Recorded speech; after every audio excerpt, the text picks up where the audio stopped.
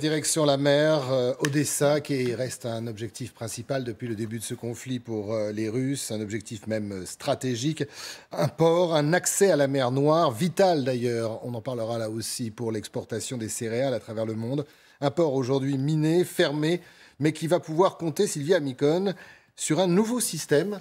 Gérard Chalion nous parlait de nouvelles armes. Elles n'arrivent pas que dans le Donbass, elles arrivent également du côté d'Odessa.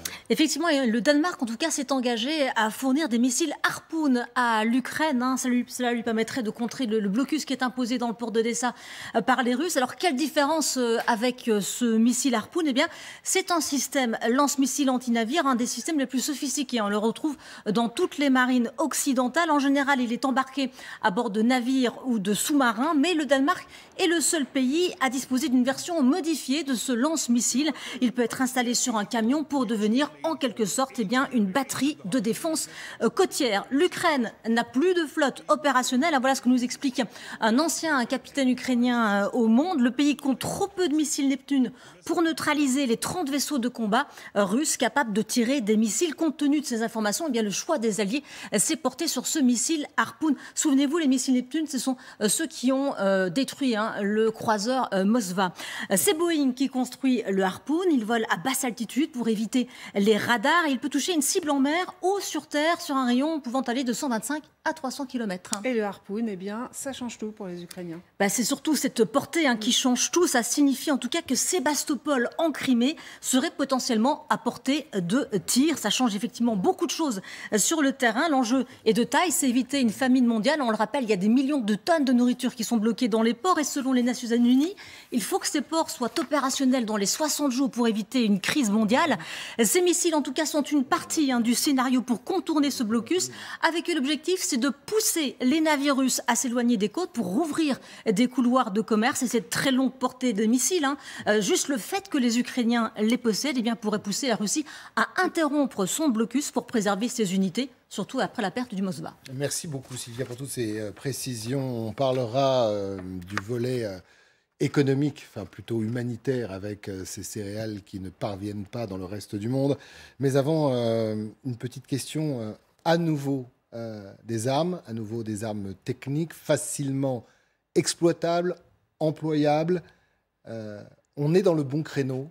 Tout ce temps passé, cet argent annoncé, ça arrive enfin sur le terrain?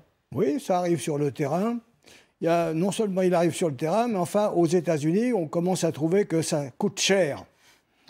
Je veux dire, les 40 milliards de dollars sont considérables. Il y a déjà des critiques en disant, bon, jusqu'où est-ce qu'on va aller? L'inflation va être ressentie aux États-Unis également.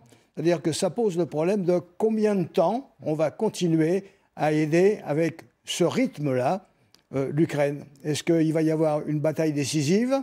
Est-ce qu'il va y avoir un vainqueur, un vaincu? Est-ce qu'on va déboucher sur la diplomatie? Tout ça reste totalement ouvert. Je voulais vous entendre sur déboucher sur la diplomatie. Est-ce qu'à un moment, il n'y a pas quelqu'un dans ce monde qui va dire « stop, on arrête ». On a utilisé les armes, il va falloir négocier. Alors, quelqu'un, peut-être quelques-uns. La logique, c'est les Américains qui doivent prendre l'initiative. Après tout, c'est eux qui sont finalement les acteurs principaux. Je ne parle pas des combattants, mais l'acteur principal sur le plan de l'aide économique, l'aide monétaire, c'est eux. Bon, à un moment, il faut... Les Américains ont retrouvé même une position mondiale. Est-ce que vous acceptez des concessions ou pas? Il faut qu'on arrive à ne pas monter aux extrêmes.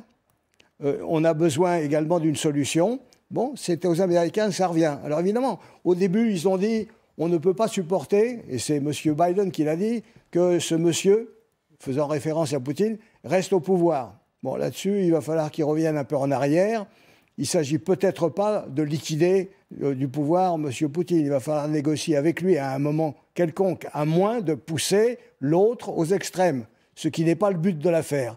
Donc, effectivement, si vous voulez, tout ça ne va pas se régler dans un an ou deux. Tout ça, c'est dans les mois qui viennent, parce que le rythme est rapide et que les effets sur les populations, on vient de le voir à propos du blé, mais il n'y a pas que le blé, il y a tout va augmenter. On est dans une partie d'inflation considérable, donc il va falloir prendre des décisions. Jusqu'où va-t-on? Georges, d'un mot. Moi, je pense que les Américains ont trouvé là une bonne occasion d'affronter les Russes et de les affaiblir, puisque ça a été longtemps leur politique. Enfin, on se souvient de la guerre des étoiles qui a ruiné l'Union soviétique et finalement l'a obligée à se démocratiser. Là, je ne suis pas certaine qu'ils vont laisser passer. On sait qu'ils ont le premier budget militaire du monde. Je ne crois pas qu'ils vont laisser passer cette occasion d'affaiblir un empire qui a de plus en plus la volonté de s'étendre. Il y a une expression russe que je trouve assez surprenante, qui est de dire que les frontières de la Russie doivent respirer, ce qui veut dire qu'elles sont élastiques et selon les occasions, selon la faiblesse des uns et des autres, elles peuvent bouger. Et j'ai l'impression qu'en ce moment, les Américains ont trouvé un bon moment pour justement tester les Russes et les affaiblir. Et quant à négocier, je crois qu'on ne pourra pas obliger les Ukrainiens à négocier, sauf évidemment à leur couper les armes. Mais ces deux constatations mises ensemble, c'est-à-dire la volonté américaine d'affaiblir les Russes et la volonté ukrainienne de se battre longtemps jusqu'au bout et de supporter des sacrifices que nous n'osons même pas envisager, j'ai peur que cette guerre soit partie pour Le problème, pour c'est que durer. les Ukrainiens peuvent se battre malgré leur volonté et leur courage longtemps jusqu'au bout qu'avec l'aide américaine et dans une autre mesure européenne. Donc à un moment donné, si le maître du monde ou le cow-boy retrouvé dans le monde aujourd'hui dit stop, ça sera stop. Oui, mais peut-être aussi allons-nous prendre conscience que de laisser Poutine aller jusqu'où il veut, c'est peut-être pas non plus un bon signal à lui donner, parce que où va s'arrêter ses ambitions et ses rêves? Là, oui, écoutez, moi, les ambitions de Poutine, excusez-moi, mais enfin, elles sont derrière lui. Quand il est allé jusqu'à Kiev, bon, il avait une ambition, c'est-à-dire il voulait prendre le pouvoir. C'est fini, ça. Là, aujourd'hui, ce monsieur est en position défensive sur un petit morceau de territoire, Donetsk, Luhansk, etc. Je veux dire, il n'est pas du tout dans la conquête. Il est dans s'accrocher à ce minimum pour ne pas être le vaincu. Et ça, il va se battre parce que c'est très important pour lui de ne pas retourner à la maison la queue basse. Alors, il y a une ville qui a longtemps fait partie des objectifs de Vladimir Poutine. Est-ce qu'elle le sera à l'avenir? On le verra. C'est Odessa. Et Odessa qui est un port stratégique parce que c'est de là que partent l'essentiel des exportations de céréales pour le reste du monde. Nous avons en ligne un spécialiste du secteur agricole, justement, Arthur Portier. Merci d'être avec nous. Donc, c'est un port stratégique. Quels sont les pays qui sont d'ores et déjà affectés par ce blocage des exportations de céréales? Alors si on parle du blé tendre, dans un premier temps, il s'avère que vous avez des pays comme l'Égypte ou encore comme le Maroc qui s'approvisionnent aux alentours des 20-25% en provenance d'Ukraine habituellement. Vous avez des pays comme la Tunisie et la Libye qui, à eux deux, représentent près de 60% des importations en provenance d'Ukraine. Donc vous avez vraiment beaucoup de pays aujourd'hui qui sont affectés par le blocage de la logistique ukrainienne. Oui, et alors, vous parlez de l'Égypte, certains pays tentent de produire davantage de blé, c'est le cas de l'Égypte. Est-ce que ça peut suffire selon vous, ou est-ce que la famine mondiale, ou en tout cas dans ces pays-là, qui importent beaucoup de céréales d'Ukraine et de Russie d'ailleurs, menace?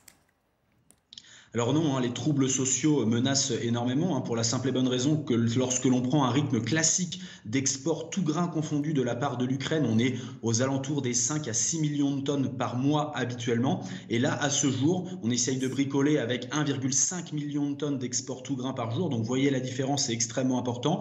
Non pas par voie maritime, mais surtout par voie ferroviaire. Et aujourd'hui, on ne peut pas produire du blé partout dans le monde pour des raisons pédoclimatiques. Donc automatiquement, vous avez une demande internationale qui se concentre vers des producteurs de plus en plus restreints, en tout cas des exportateurs de plus en plus restreints, dont font partie évidemment la France. Oui, mais Arthur Portier, même si le port d'Odessa ouvrait dans la semaine, le temps de remettre les infrastructures en état, le temps de le déminer, et surtout la mer qui se trouve juste en face, ça prendrait beaucoup de temps. Est-ce qu'aujourd'hui, les pays, le marché peut résister à ce temps ? Alors non, encore une fois, il y a encore beaucoup d'incertitudes, vous l'avez dit, je ne sais pas combien de temps ça va prendre de déminer, de remettre en place certaines infrastructures, des moyens qui seront mis pour ça, puisque ça reste encore de l'ordre hypothétique, il n'y a rien pour l'instant qui a encore été voté sur ces couloirs humanitaires et sanitaires, mais il s'avère que ça va prendre du temps, et au regard des événements climatiques qui se jouent actuellement chez les principaux exportateurs, notamment au Canada, en Europe de l'Ouest avec la sécheresse que l'on connaît, ou aux États-Unis, on a une offre qui est de plus en plus restreinte, une demande qui se concentre vers ces principaux exportateurs. Le temps aujourd'hui est quand même relativement court pour la demande mondiale qui se rabat vers de différentes origines, et dans ce contexte-là, on a véritablement un souci à se faire pour la sécurité alimentaire au niveau mondial. Évident.